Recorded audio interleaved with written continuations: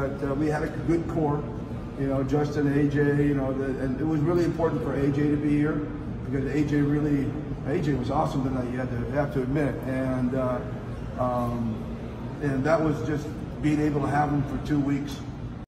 Kagulat World, isang kaganapan sa tune-up game ng Gilas Pilipinas kontra Macau Black Bears ang nagpakaba at nagbigay gulat sa buong basketball world. Sino ang mag-aakalang ang pambansang koponan na lumaban ng walang dalawang higante nito na sina Kai Sotto at Junmar Fajardo ay magpapakita ng isang opensang hindi lang gumana, kundi umabot sa antas ng Golden State Warriors sa NBA. Ang labang ito ay hindi lang basta panalo, kundi isang malalim na mensahe. Ready na ang Gilas, handa ng gulatin ang Asia Cup.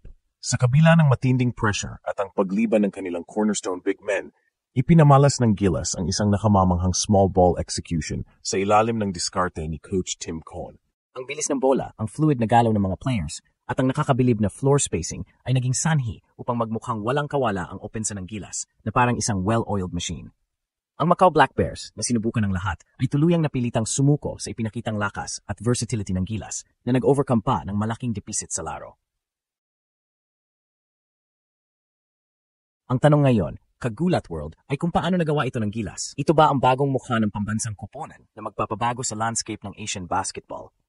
Ang dramatikong pagbabagong ito ay naglalagay ng matinding pag-asa at kontrobersya sa kung ano ang kaya pang gawin ng Gilas sa darating na Asia Cup. Isa itong kuwentong adaptasyon, tapang, at isang formula na tila gumana sa mga pinaka-hindi inaasahang pagkakataon. Kagulat World, batay sa mga direktang obserbasyon mula sa tune-up game ng Gilas Pilipinas laban sa Macau Black Bears, kapansin-pansin ang ipinakitang hindi inaasahang small ball lineup ni Coach Tim Cohn na nagbigay gulat sa mga sumusubaybay. Sa halip na ang tradisyonal na Twin Tower o mas malalaking frontcourt combinations, lalo na sa kawalan ni Kai Sotto at Junmar Fajardo, na kasalukuyang nagpapahinga o nagpapagaling, ipinapakita sa laro ang isang malinaw na shift patungo sa isang mas mabilis at versatile na setup. Ang diskarteng ito ay agad ikinumpara ng mga eksperto at fans sa efficient at fast-paced na estilo ng Golden State Warriors sa NBA na nagpapahiwatig ng isang potensyal na bagong mukha ng Gilas sa kanilang paghahanda para sa mga darating na international competitions.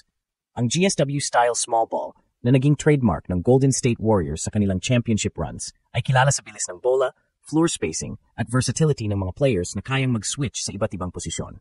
Ang paggamit nito ng Gilas sa Macau game ay nagpapahiwatig na si Coach Tim Cohn at ang coaching staff ay maaring nag-i-explore ng mga alternatibong stratehiya, partikular sa harap ng mga player availability issues at ang pangangailangan na maging adaptable.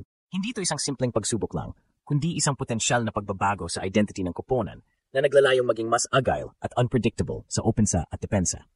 Ang ganitong setup ay nagbibigay ng mas maraming oportunidad para sa guard-heavy plays at shooters na posibleng mag-capitalize sa athleticism at skill set ng kasalukuyang pool ng Gilas. Ang reaksyon sa lineup na ito ay halo-halo, ngunit predominantly positive. Kagulat World. Marami ang nagulat at hindi ng pagbabago, ngunit marami rin ang nagpahayag na excitement sa posibilidad na maging mas versatile at mapanganib ang Gilas sa court. Ang mga nakita sa tune-up game ay nagpapakita ng mga sequences na nagbibigay diin sa quick transitions, off-ball movement, at high-percentage three-point attempts na siyang pundasyon ng modernong small-ball basketball. Sa gitna ng lahat ng ito, naging sentro ng usapan kung paano magiging epektibo ang ganitong sistema sa mas malalaking kalaban at kung paano ito babagay sa strengths ng bawat player sa lineup sa kabila ng pagliban ng kanilang mga pangunahing sentro. Kagulat World, ang paggamit ng small ball strategy ng Gilas Pilipinas sa tune-up game laban sa Macau Black Bears ay nagbigay focus sa isang particular na lineup na tila nagbigay gulat sa marami. Base sa mga obserbasyon sa laro, lumalabas ang isang potential na Gilas small ball starting five na kinabibilangan nina Justin Brownlee, AJ Edu, Dwight Ramos at CJ Perez.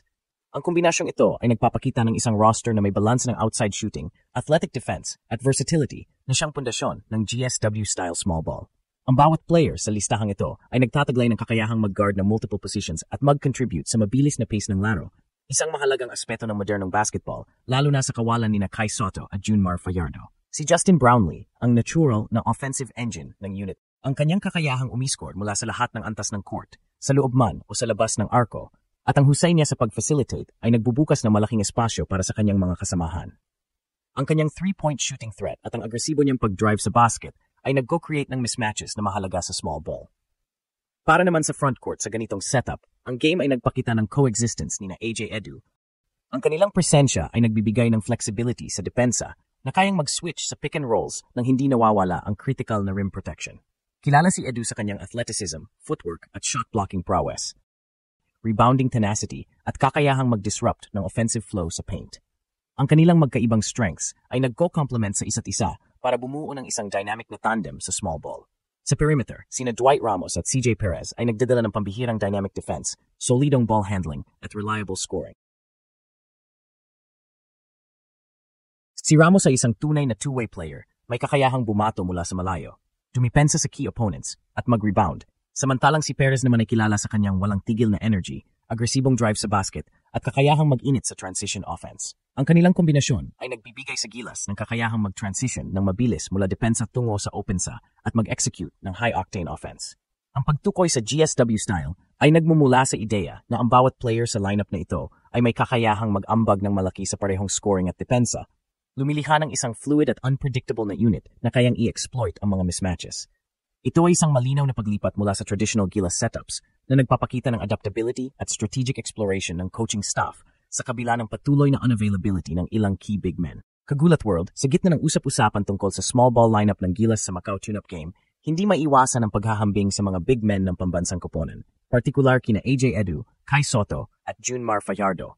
Mahalagang bigyang diin na ang tatlong ito ay may kanya-kanyang unique strengths at papel sa national team, at ang Gilas ay maaring mag-excel kasama o wala ang isa sa kanila, depende sa estratehiya ng laro. Sa nakitang small ball lineup, malinaw na ipinapakita ang kakayahan ni AJ Edu na bumato bilang isang capable center sa isang fast-paced at floor-space system, lalo na sa pagliban ni Kai at Junmar. Si Kai Soto ay kilala sa kanyang pambihirang laki at haba na nagbibigay sa Gilas ng isang natural na rim protector at isang dominanting offensive threat sa low post. Ang kanyang abilidad na mag-block ng shots, mag-control ng paint, at mag-rebound ng husto ay nagbibigay ng isang pader sa depensa ng Gilas. Si Junmar Fajardo bilang the Kraken ay nagdada ng veteranong presensya, pambihirang post-game, at rebounding prowess na nagpapahirap sa sinumang kalaban.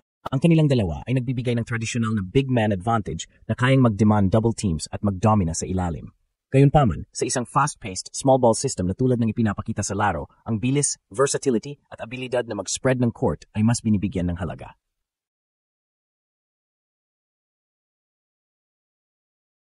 Dito pumapasok si AJ Edu.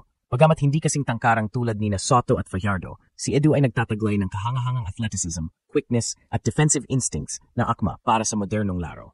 Sa small ball lineup, ang kanyang abilidad na mag-switch sa guards, mag-contest ng perimeter shots, at mabilis na tumakbo sa floor sa transition ay nagiging mas kapaki-pakinabang. Si Edu ay kayang makipagsabayan sa mas mabilis na kalaban at maging disruptive sa depensa nang hindi kinakailangan ng traditional na big man na nakatayo lang sa paint. Ang tune-up game ay nagpapakita na si Edu ay sapat na para sa ganitong setup na nagbibigay ng kumpiyansa sa coaching staff na maaari silang mag-execute ng GSW-style offense at defense kahit wala ang kanyang dalawang big man counterpart. Sa NBA, Kagulat World, patuloy ang mga usap-usapan sa free agency at trade market na nagdudulot ng excitement sa mga fans. Maraming teams ang abala sa pagpaplano para sa susunod na season habang naghahanap ng mga players na makakapag-fill sa kanilang gaps o makapagpataas ng kanilang championship aspirations.